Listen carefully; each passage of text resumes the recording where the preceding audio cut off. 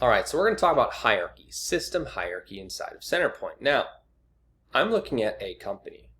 A company is the highest level.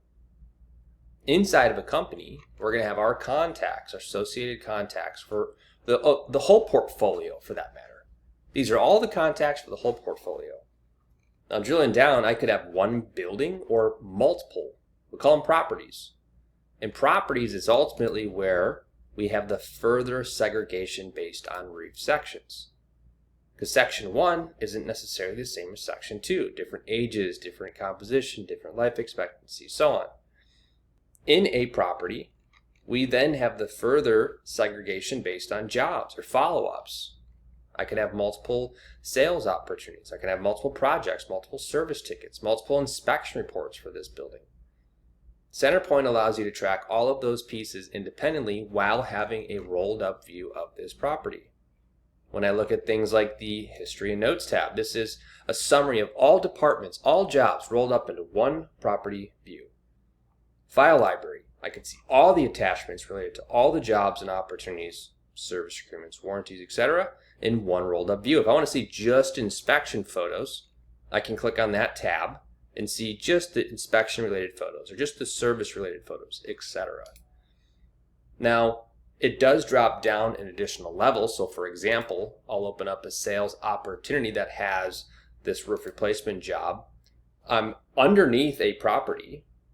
However, this job has this job specific details related. So the opportunity information, you can see the rolled up view of the property, the company, the sections, the job number, all that. I have the stage of the job. It transitions throughout a workflow. I can see the estimate, the build to bid or deliverables like proposals, warranty docs, etc., tasks and follow-up. But notes and meetings or notes in history, these are all related to this specific job. All the files related to this specific job. However, if I rolled back up to the property view, this is a view across all of those jobs. Same with service tickets, right? I have each and every service ticket we've ever done for this address, and each of those jobs are tracked independently. So, to recap, I'm in a property, to roll back up to a company.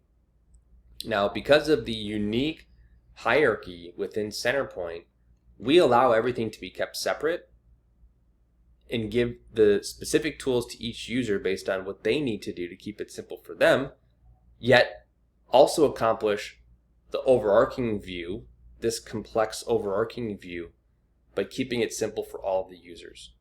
So that's what Centerpoint does differently and uniquely.